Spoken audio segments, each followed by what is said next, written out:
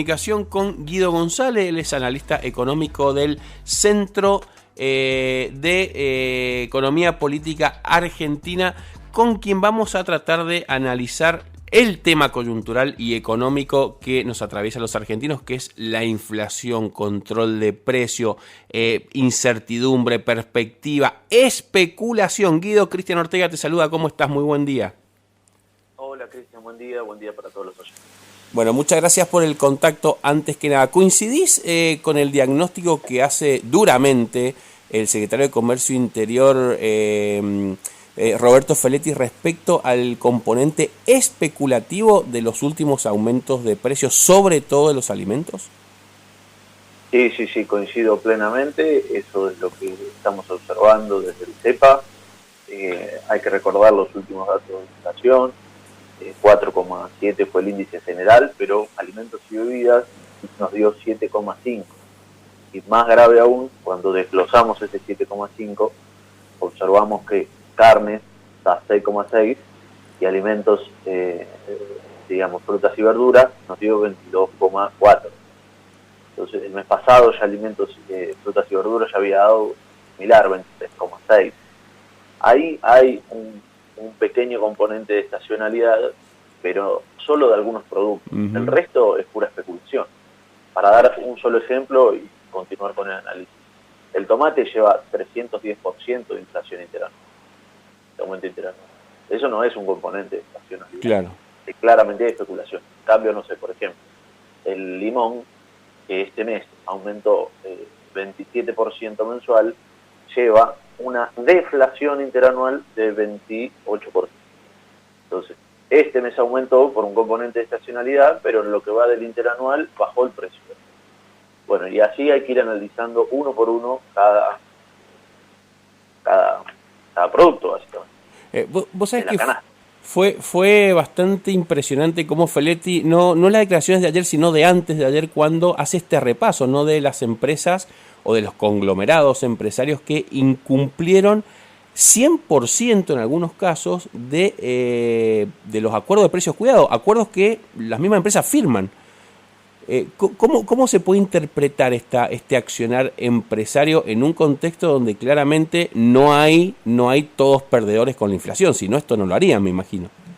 No, y bueno, tiene que ver sin duda el componente de concentración, ¿no? Cuando nosotros analizamos la inflación, la analizamos de distintas variables, porque es un fenómeno multicausal. Entonces, cuando la inflación no lo está explicando, ni el consumo no está a tope y los salarios están por el piso. Cuando no lo explica la energía, cuando no lo explica la inflación, la relación con el tipo de cambio, porque está por debajo de la inflación, sí. Entonces empezamos a analizar otros componentes. Y ahí empezamos a mirar la puja distributiva, la concentración y la formación de los precios y de los oligopolios, la inflación importada, que es un fenómeno que también tiene mucha incidencia actualmente. Y en ese sentido, por ejemplo, nosotros tenemos publicado informes de CEPA ya desde hace tiempo bastante largo sobre concentración de las empresas. Bien. Uno de los últimos nos daba, por ejemplo, de 20 empresas concentran el 74% de la facturación en góndola.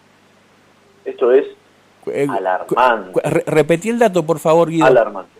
20 empresas concentran el 74% de la facturación en góndola. Y tenemos una ley de góndola que no está funcionando, está aplicada. Y en esa misma línea, una sola empresa produce el 70% de las mermeladas de todo el país. Claro. O sea, nosotros vamos a la góndola, ¿no? Pero un montón de marcas. Pero todas esas marcas pertenecen a la misma empresa. Bueno, lo mismo nos pasa cuando vemos los fideos. Nosotros vemos todos los paquetes de fideos, pero salen todas de la misma empresa. El 80% del mercado de fideos, estamos hablando del fideo guisero. Sí, tal cual. El de consumo de todos, depende de una sola empresa, Molino. Con la leche nos pasa lo mismo, con todos los derivados lácteos pasa lo mismo. Tenemos una sola empresa, es Matelone. Que es la Serenísima, sí. Claro, que representa más del 70% de toda la industria láctea y sus derivados. Entonces, cuando nosotros después observamos que muchos de los precios que más aumentaron este mes y estos últimos días están directamente relacionados con estos grupos concentrados, claramente tiene que ver la formación de los precios producto del mercado concentrado.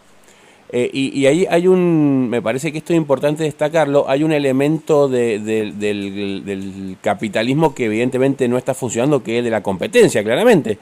Porque por ahí muchos se llenan la boca hablando del mercado regula todo. Bueno, pero si no hay competencia o hay muy poca competencia, es muy difícil. Es muy cierto lo que decís. Y yo lo venía pensando en estos días. Quienes defienden supuestamente las teorías liberales son quienes en realidad defienden tener clientes cautivos con muchas marcas y pocas empresas, y quienes en teoría defienden las políticas heterodoxas son los que están pidiendo que haya más competencia en el mercado, y más, porque si no se puede, los precios no pueden competir. No, sí, bueno, está todo corrido. La escuela, como diría, la escuela del mundo al revés. Vos mencionaste, Guido, el tema de la ley de góndolas, ¿no? Una herramienta que no se está utilizando. En el CEPA, ¿saben qué es lo que ocurre con esa norma? ¿Está para reglamentarse y ponerse en marcha? ¿O qué es lo que está pasando?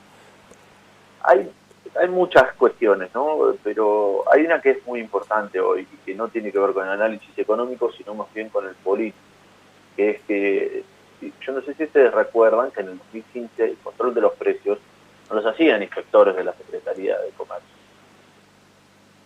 ni del Ministerio de Economía, los hacía la militancia. Sí, organismos, organizaciones sociales, sí. Entonces, es un laburo muy fuerte. No se puede, a ver, los precios no van a bajar solo porque hay un acuerdo de precios de la Secretaría de Comercio. Los acuerdos de precios pueden resolver el problema de la inercia inflacionaria, pero no van a resolver la inflación. La inflación es un fenómeno y un problema estructural en la Argentina, pero sí pueden resolver la inercia inflacionaria. Cuando nosotros decimos inercia, yo estoy seguro que ustedes saben de lo que estoy hablando, pero quizás para el que está del otro lado no, estamos hablando de cuando los precios aumentan muy por encima de lo que aumenta la inflación. Entonces, si, por ejemplo, nosotros tenemos, vamos a poner un ejemplo, el queso sardo, ¿no? La inflación nos arrojó un 52,3% en febrero. Bueno, el queso sardo está 79,3% del interanual. Claro. Entonces, eso es inercia inflacionaria. Entonces uno va ahí y revisa, ¿qué pasa con tu estructura de costos? Si los salarios no están aumentando más que la inflación, la energía no está aumentando más que la inflación, el tipo de cambio no está aumentando más que la inflación. Entonces, ¿por qué vos tenés casi 20 puntos por encima de la inflación aumentados los precios? Revisás la cadena y ves que es un formador de precios netos. Claro. El 80% de los derivados de los lácteos los produce la empresa. Entonces ahí tenés que hacer un acuerdo de precios y controlarlo y seguirlo. Si no, hacemos un acuerdo de precios, pues no lo controla nadie y pasa lo que pasa. Sí, tal cual. Porque la inflación de los asalariados, y ni hablar de los que tienen ingresos no registrados, son los que más padecen la inflación, no es el 4,7, porque ahí entra todo, un coche importado entra ahí. Y ninguno de estos sectores padece esa inflación. Sin duda. La inflación de los sectores vulnerables es la de la canasta básica. Nosotros nos está arrojando una proyección que va a dar cercana al 80%.